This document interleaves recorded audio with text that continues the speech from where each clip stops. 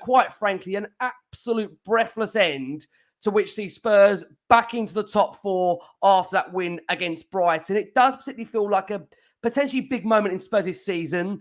Ange's subs did the trick in the end. And I'll be honest, it looked like there was going to be more drop points, but Son set up his fellow substitute Johnson to slam home the 96-minute winner. How big is that, TJ, in the context of Spurs' season?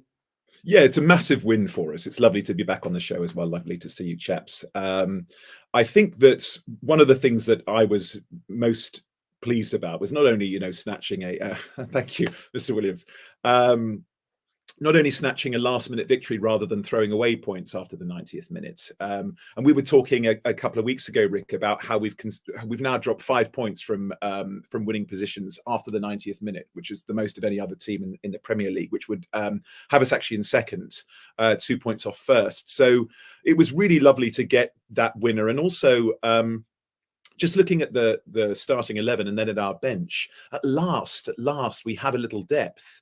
Like quality depth, just looking at that bench and thinking, actually, any of these guys could have a shout to start.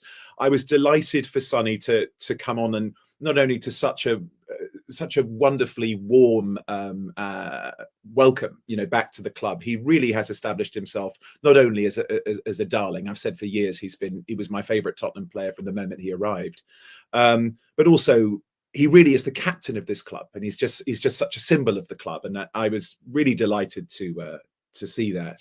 And then, of course, for him to get the assist, I have to shout out Richie as well, because you've got to weight that pass perfectly so Sonny could have hit it first time, and he did. And then, of course, a great finish from Brennan Johnson, who did say, the ball came to me in slow motion, and I was really nervous because, of course, when one has a tap in, the pressure is there. And so he slammed it into the roof of the net, which was just wonderful to see. So delighted to have a victory post 90 minutes rather than a draw or a loss. The triple change, didn't seem to have worked until suddenly, amazing that last kind of 15 minutes, it spectacularly did. Because the funny thing about it was that it was fairly obvious to everyone that the triple change at 1-1, it seemed to really kill Spurs' momentum during the game. And it almost let Brighton back into it. But yet it was Son and Johnson actually on the pitch together with fresh legs that allowed Spurs to score from that counter. And again, Ange becomes a hero, Dal, because he makes the changes, the substitutes do the job, and Spurs get the win. I mean, that again is what he's paid for, the big bucks, to make those changes, right? Absolutely. And undoubtedly, Son, as we know, offers something that Werner doesn't. They play in a, similar, if not the same position. Werner is sort of... I think the word with him is consistency.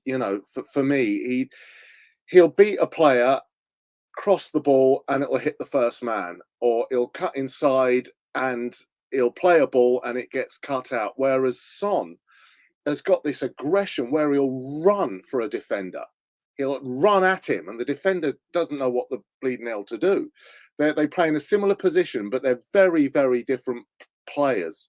And thank God he's back with us, Russ, the goal itself, look, the subs won it for Tottenham in stoppage time. And again, we talk about the goal itself. Matters to Richie, to Son, brilliant low cross behind the defence. Johnson finishing on the far post there.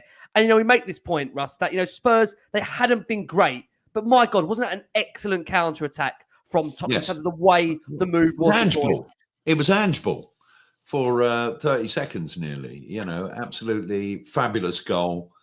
Just like that, we move formation. Just like that. Yeah, exactly. Yeah, what a back four. This is what I love about this panel. We adapt. Yeah, we change. That skill of Sonny, that ball to play that so perfectly is a hell of a skill. It's not easy to do, is it? So absolutely. Thank you, Captain, for coming back. It's too rare a skill as well in our squad, Ross. We were talking about that last time. Remember how we were saying that Pedro Porro is going to need to get a bag of balls and take some of these guys out there and go, guys, this is how you cross the ball. It's too rare a skill in our squad. And to Darren's point when he was saying that would Timo Werner have been able to play that pass? 100% not. 100% not. It needed to be played not only with precision and pace, but also, off the ground. It's a hard pass to play. And also you need to be thinking of the guy on the end of it. You need to be thinking, okay, this needs to be fast enough to get past the first man. To your point before, he always hits the first man. It needs to be far enough away from the goalkeeper that he can't come out and claim it, and needs to be high enough on the ground that the central defender who's going to be sliding in just has a second thought. If I slide in, I'm going to put this into my own net.